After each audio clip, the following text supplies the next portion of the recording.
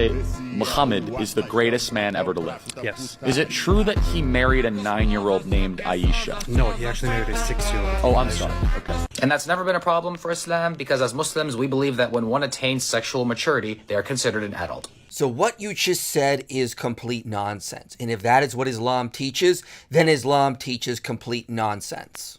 No girl would be sexually mature or ready by age 9. Hip development is not even complete until between the ages of 15 and 17, which is crucial for bearing children.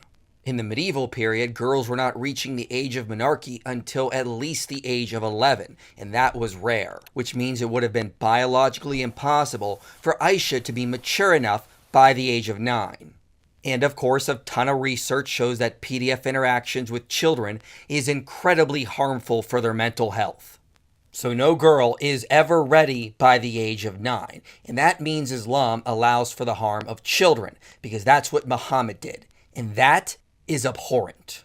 Fun fact, if you disagree with Islam on the basis of morality simply because it contradicts the secular liberal norms you grew up with, that by default does not disprove Islam. But we can just go to scientific research to show how incompatible with reality Islamic teachings and principles are. Keep in mind that in Western culture, it's considered perfectly normal and legal for one to have sex when they're sexually mature, but somehow getting married when they're sexually mature is all of a sudden viewed as weird. No, that would be according to secular liberal values. But you're responding to two Christians on stage who would reject sex outside of marriage. And secular liberal values are just as messed up. Comparing one bad set of values with another doesn't magically justify your bad set of values.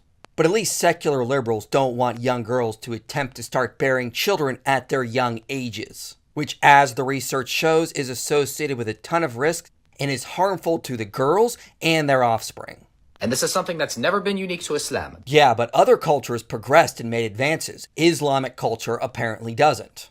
The French philosopher Montesquieu explicitly wrote, "Women in hot climates are marriageable at 8, 9, or 10 years of age." That's right, folks. Some French philosopher from the 1700s said it's okay, therefore it must be.